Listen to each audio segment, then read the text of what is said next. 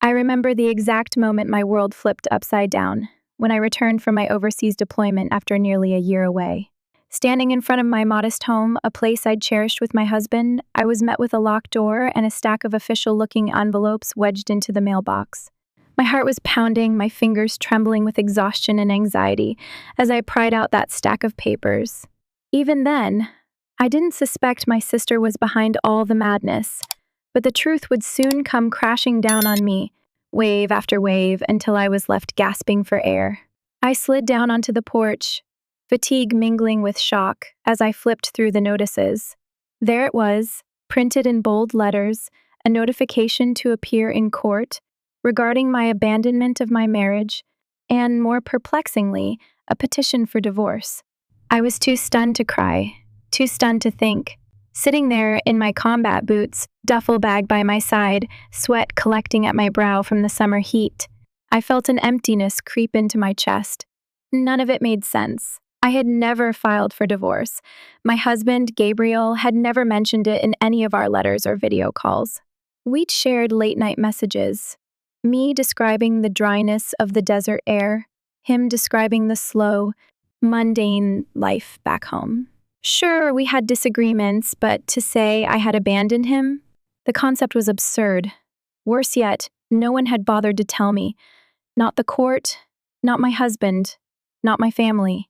And if that wasn't suspicious enough, the name of the attorney acting on my behalf, the one who'd filed this so-called divorce petition, was someone I'd never even heard of.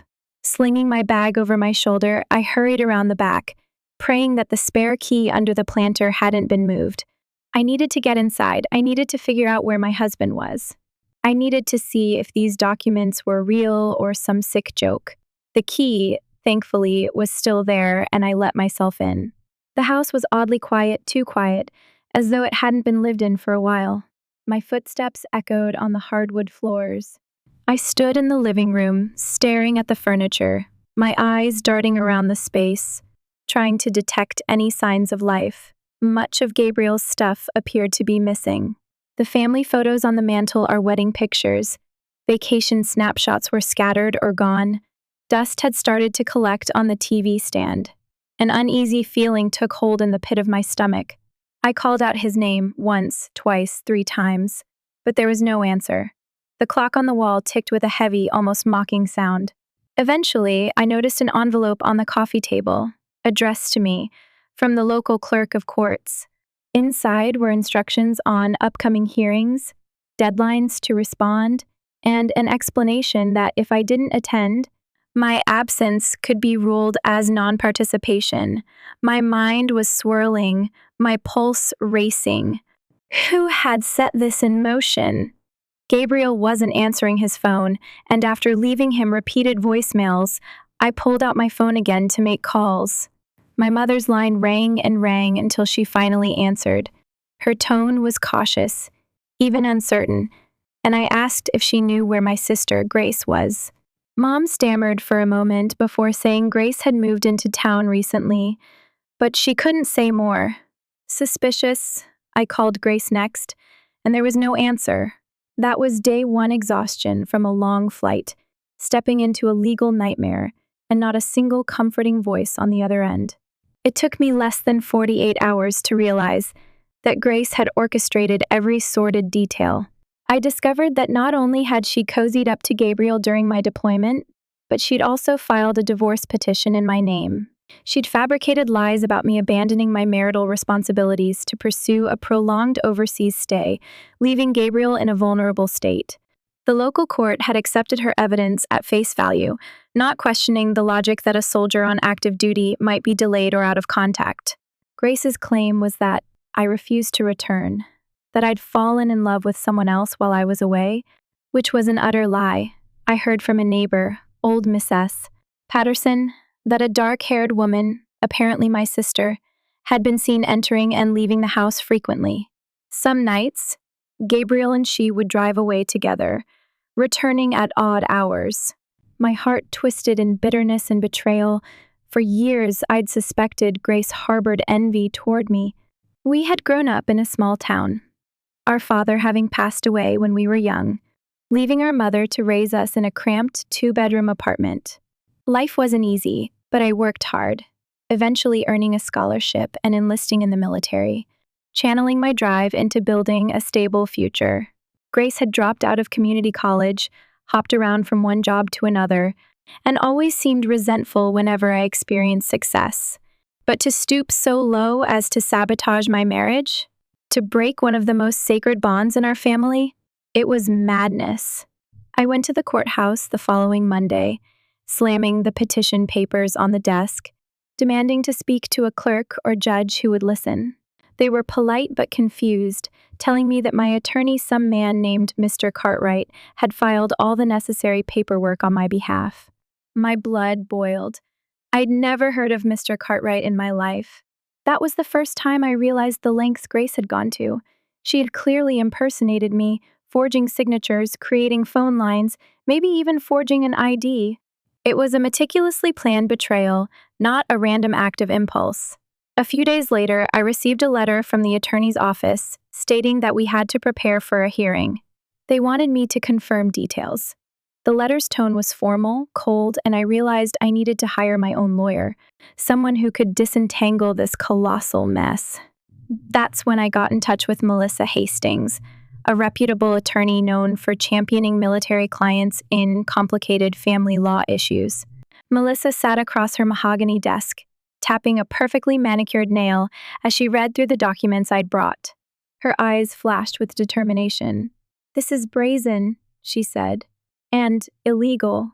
If your sister has forged your signature, we can bring criminal charges. But first, we need to untangle the civil side and protect your marriage. We also need to confirm your husband's position on all of this. Have you spoken to him?" I swallowed the lump in my throat. I can't reach him. He's not returning calls, and he's apparently not living in our house anymore. I'm worried Grace's influence might be stronger than I imagined. Melissa nodded sympathetically. "We'll find him, we'll make sure the truth comes to light, and if your sister is interfering with your relationship, we'll expose her scheme in court. This is a serious matter." We spent hours drafting affidavits, collecting proof of my deployment, copying letters I'd sent to Gabriel as evidence that we were in regular contact.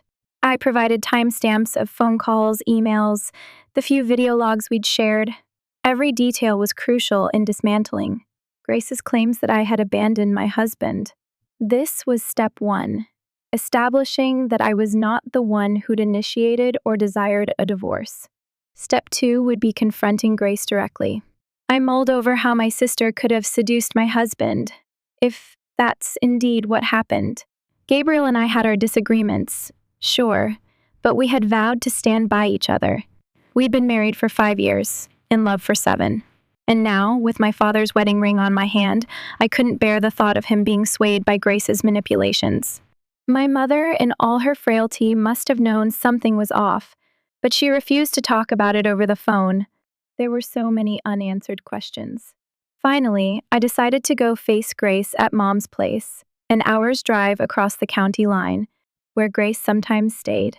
The drive felt endless, my knuckles white on the steering wheel, tension building in my shoulders. When I arrived, a breeze rustled the trees and the old wooden steps creaked ominously. My mother answered the door, her eyes red-rimmed, looking older than I remembered. She pulled me into a hug, tears in her voice. I could sense she was conflicted, but also relieved to see me. "Where's Grace?" I asked gently, stepping inside. Mom gestured to the old living room. "She's in there. She came over last night, saying she didn't feel safe at her own place. Said something about threats, about everything spinning out of control." I exhaled. "Threats? From whom?" "Mom, I need to talk to her. Now."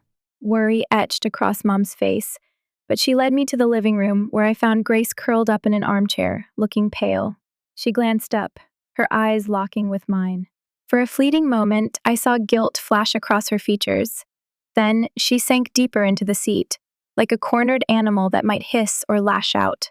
"Why'd you do it?" My voice trembled with anger, my fists clenched at my sides.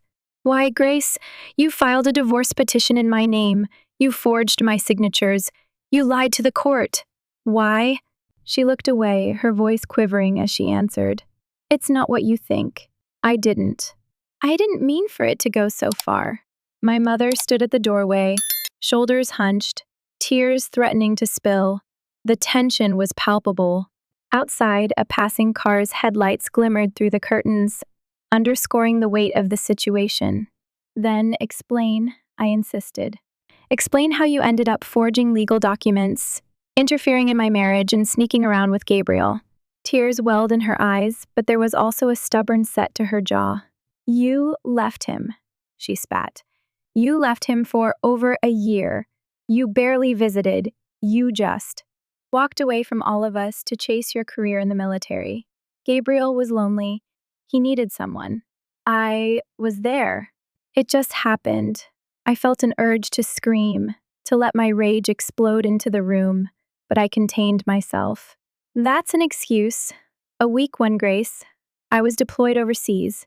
And, that was my duty, something I can't just ignore. We talk all the time about how I serve the country, how proud Dad would have been. You used that to push me out of my own marriage? Her tears made her face blotchy. I never planned on forging your signature, but Gabriel and we realized we couldn't be together unless you two were divorced. The time was running, and if you came back, we'd never have a chance. So I hired that attorney, told him I was you, said I wanted a quick divorce, that my husband and I had irreconcilable differences. My stomach churned in disgust. Irreconcilable differences. Right, that's not true. Gabriel and I had normal marital spats, that's all. But you manipulated him when he was vulnerable. Then you went behind my back and lied to everyone, told the court I abandoned him. Grace's eyes flashed with desperation. It's not a lie. You were gone. He was alone. Stop. I cut her off. You don't get to twist this, and you're going to pay for the damage you've caused. I'm not rolling over and letting this happen. She let out a shaky breath. I'm sorry for everything. But I could sense she was only half apologetic, that a part of her still believed she was justified. I turned on my heel and stormed out. My mother caught up with me as I reached the door, her voice trembling. Where are you going? To find Gabriel, or at least figure out where he's staying? I need real answers from him. I glanced back, my voice softening. Mom, please, don't let her slip away before justice is done. She's hurt me deeply. Mom nodded, tears falling. I understand, child. I'm so sorry. I left, the anger in my gut coiling like a snake. Everything about Grace's behavior screamed betrayal. Yet, a tiny part of me needed to know how much of Gabriel's involvement was real. Had my sister really brainwashed him, or did he reciprocate her feelings? Finding Gabriel took more digging than I expected. He'd apparently taken a leave of absence from his job and was renting a small studio apartment on the outskirts of the city, near the railway tracks. When I finally tracked him down, it was dusk, and the overhead streetlights flickered intermittently. My footsteps felt heavy, symbolic of the weight of confrontation that was about to unfold. As I knocked on the chipped wooden door, my heart thudded in my chest. After several seconds, it swung open, and there stood Gabriel. He looked disheveled, older somehow, with dark circles beneath his eyes. For a moment, we both just stared. It was the first time seeing each other face to face in almost a year.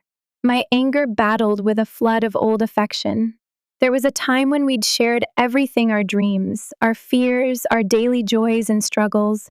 Now it was like standing before a stranger. He took a step back.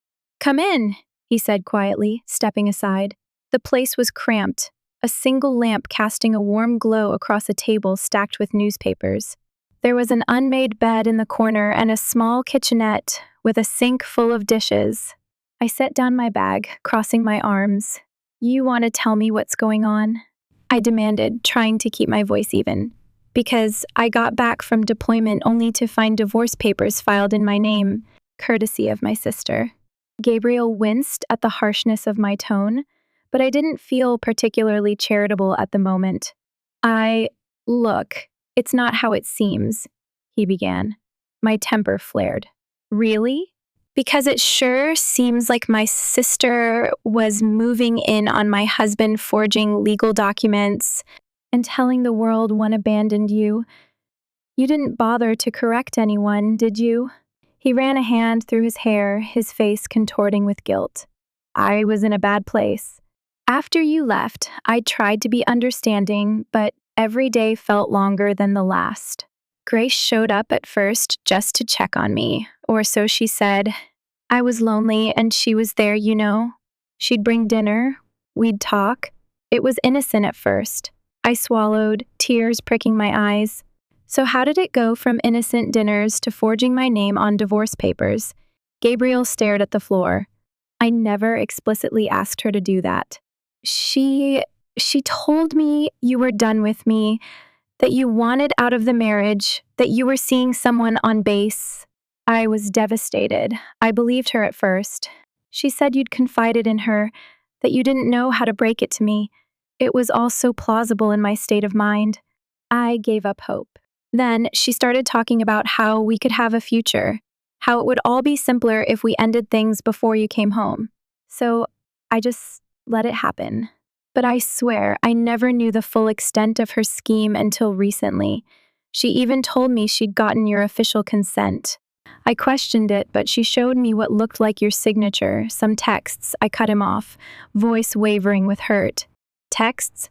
She was using a fake phone number I didn't even know. Gabriel, you've known me all these years, and you really thought I'd do something like that behind your back? He lowered his gaze, shame reddening his face. I'm sorry. I was weak. I was lonely, depressed, and she played on that. I should have waited to hear from you directly. I should have known better. I wiped at my eyes, fury mixing with heartbreak. She had no right to do that. You had no right to let her. That was our marriage, Gabriel. Our life. He took a step closer, tears glistening in his own eyes. I know. And I'm so sorry. When I realized how far she was taking it, I couldn't stomach myself. I left the house, found this little place, and tried to figure out a way out. But I felt trapped, ashamed, not sure how to fix it. I thought you might actually hate me, that you discovered the affair and wanted the divorce anyway. So I just left it alone, which was the worst thing I could have done.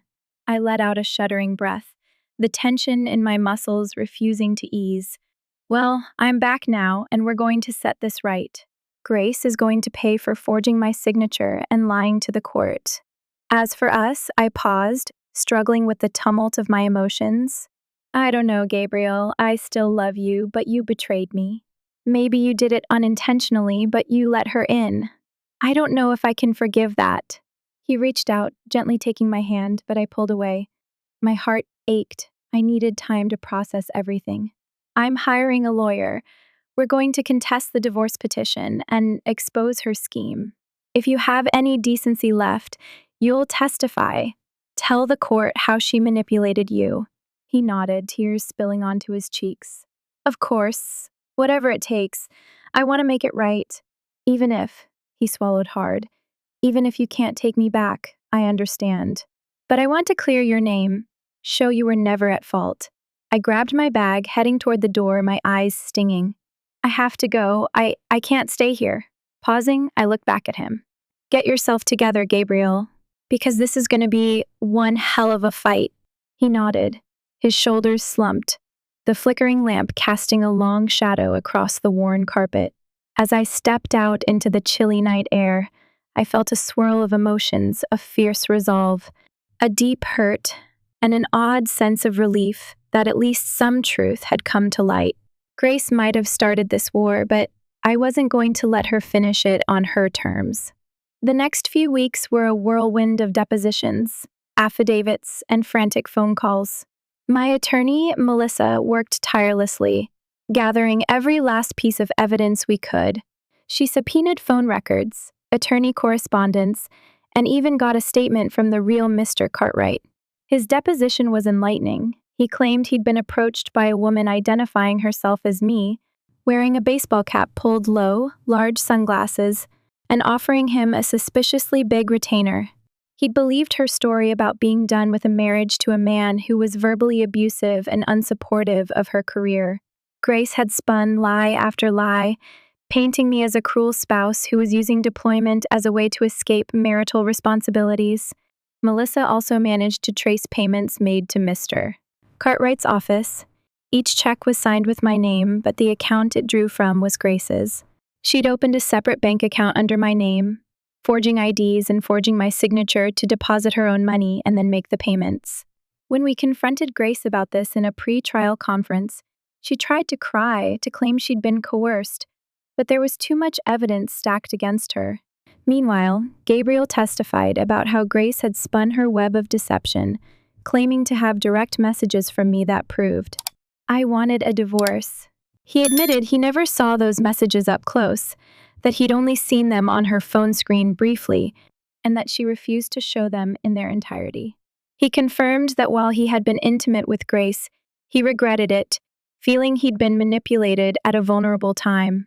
The judge listened impassively, scribbling notes, occasionally shooting disapproving looks in Grace's direction.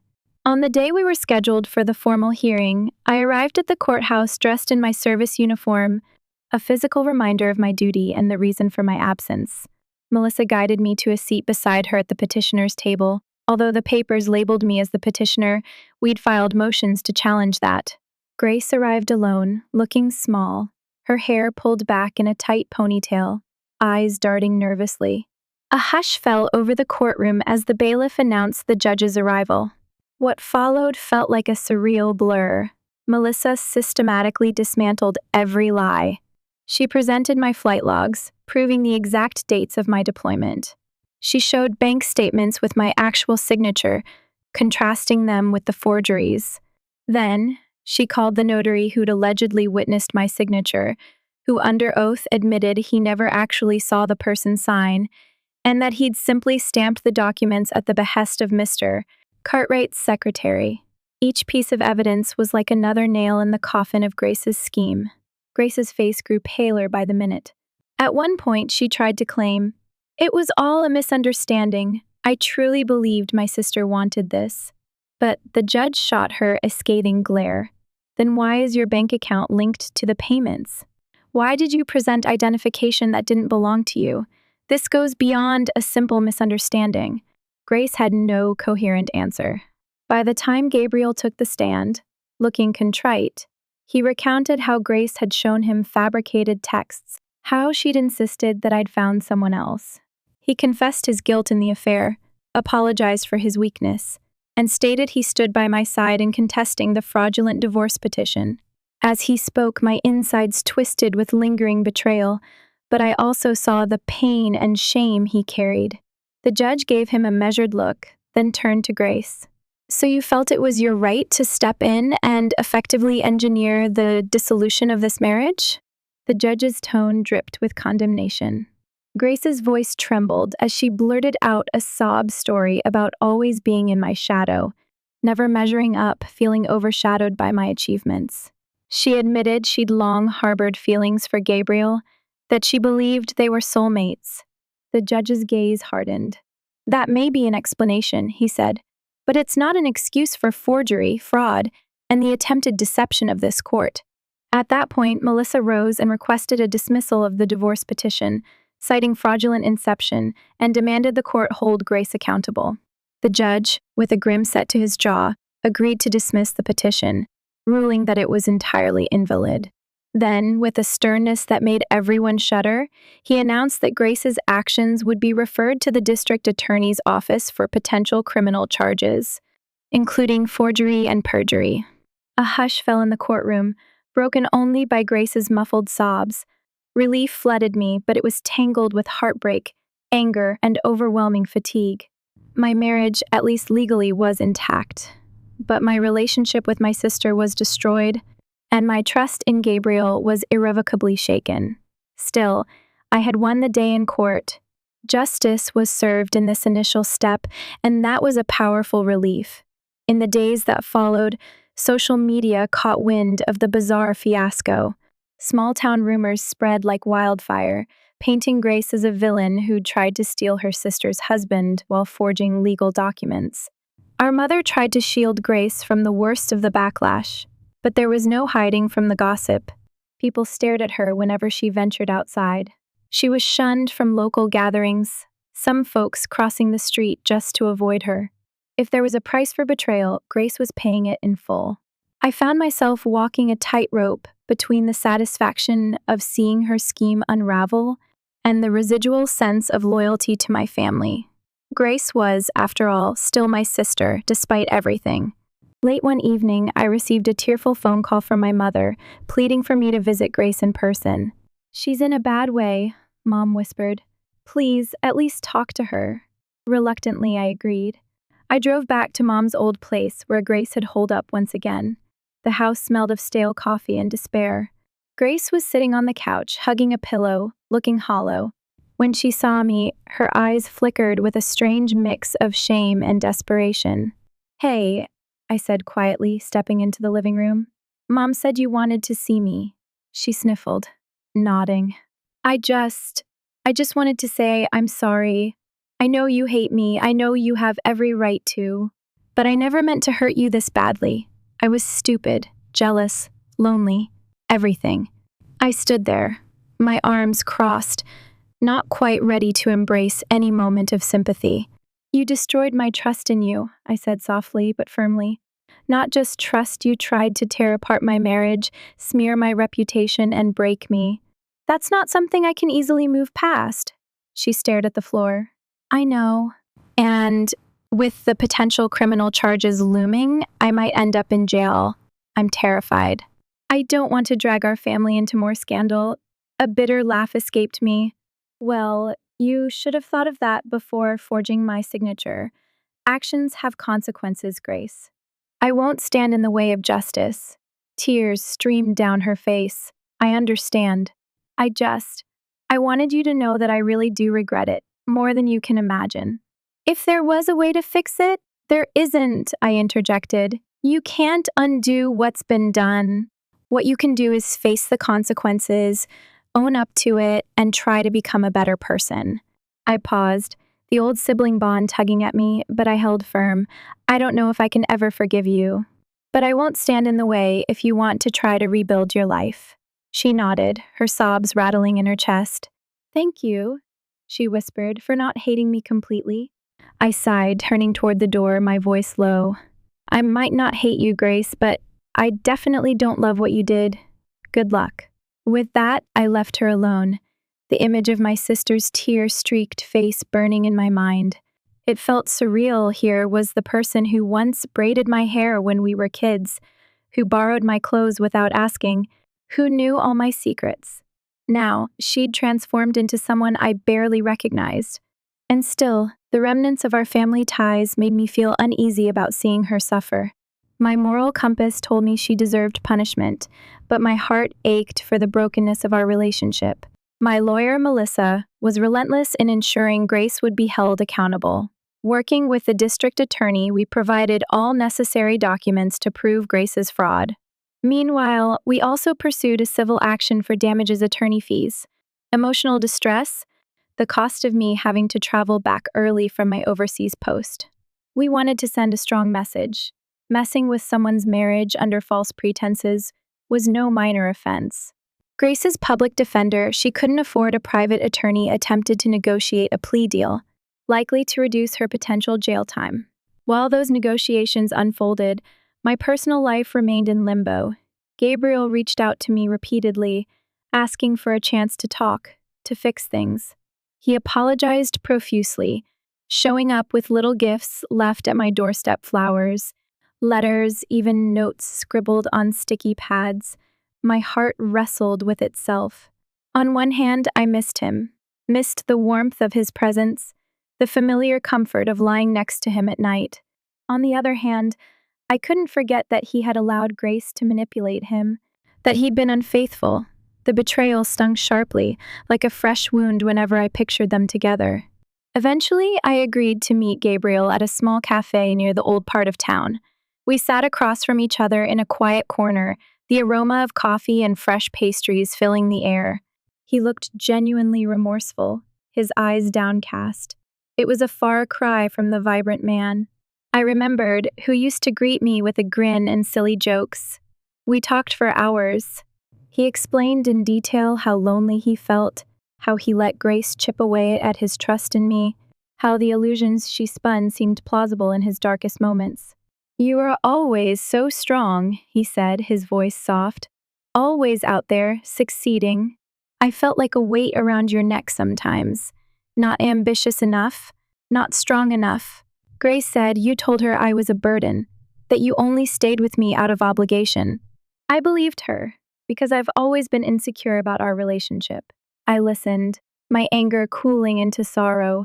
Gabriel, the first never said those things. I was proud of you. I never saw you as a burden. Never. Tears glimmered in his eyes. I know that now.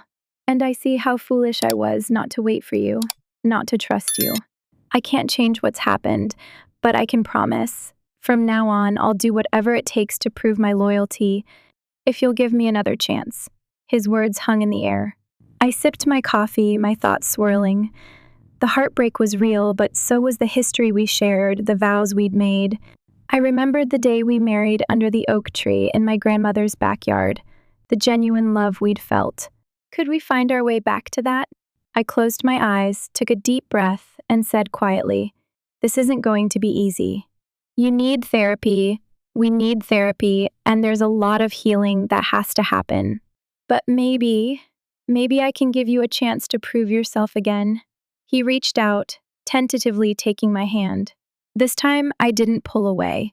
Warmth passed between us, carrying the faint hope that we might still salvage our marriage.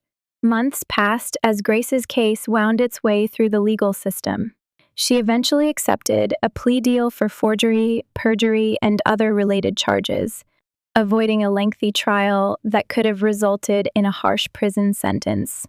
The judge handed down probation, fines, and community service, citing her lack of prior offenses and a willingness to accept responsibility as reasons for leniency.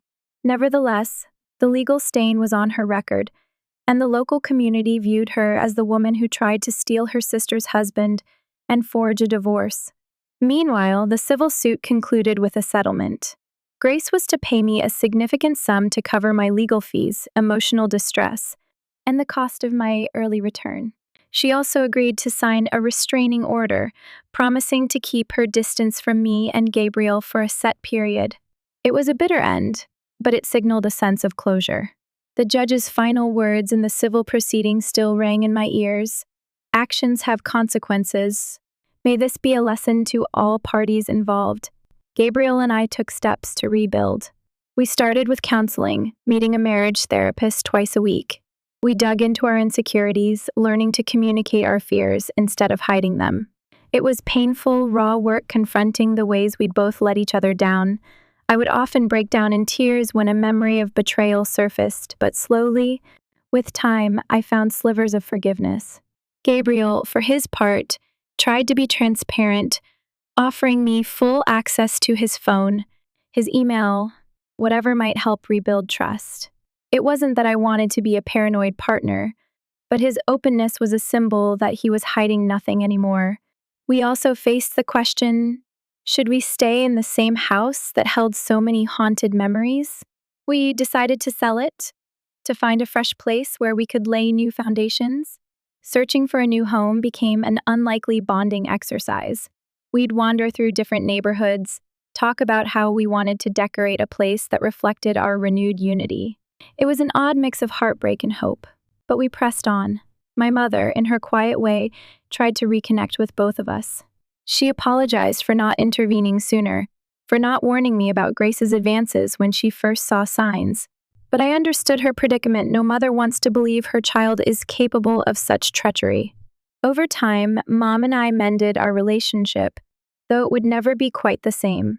As for Grace, she moved out of state after completing her probation and community service. Some distant relatives in a different city agreed to help her start over. It was a relief, honestly, not having her close by. And yet, in my quieter moments, I thought of the sister I used to have, wishing she could have grown with me instead of against me. A year and a half after the dreadful ordeal began, Gabriel and I found ourselves standing in front of a newly built home in a friendly suburban neighborhood. There was fresh paint on the walls, a blooming garden in the yard, and a sense of possibility in the air.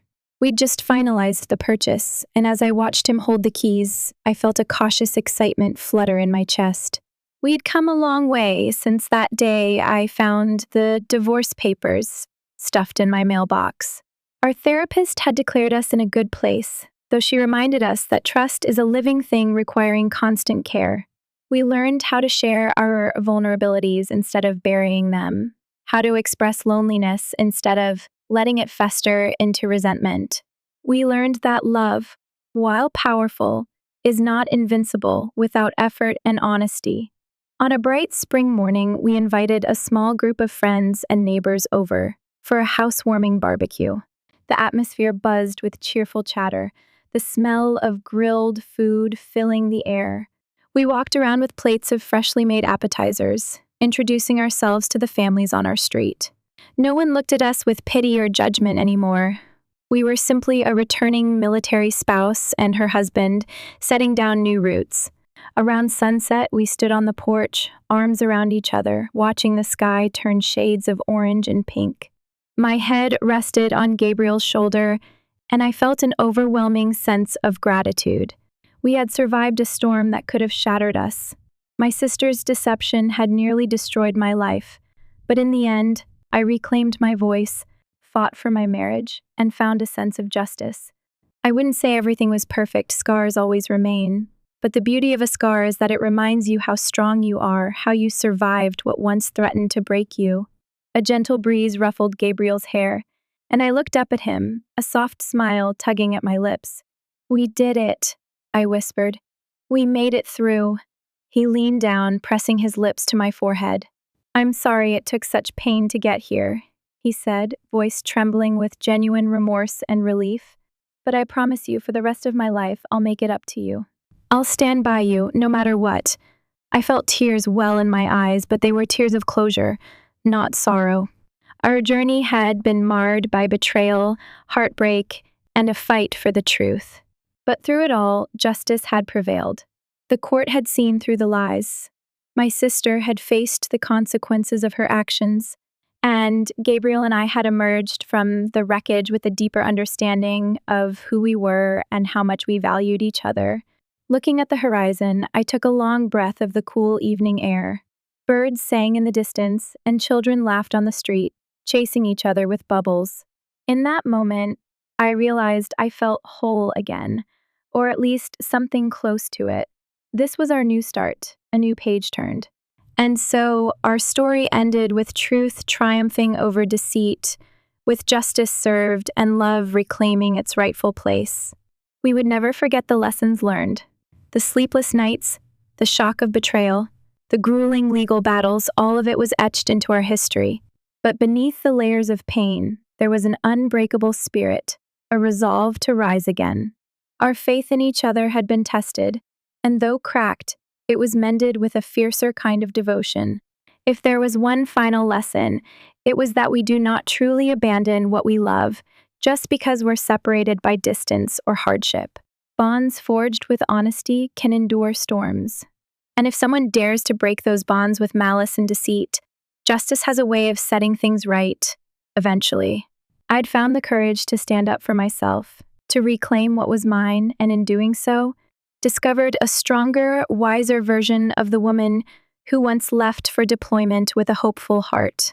Now, stepping off the porch, hand in hand with Gabriel, I felt the undeniable truth of our second chance. We would make it count.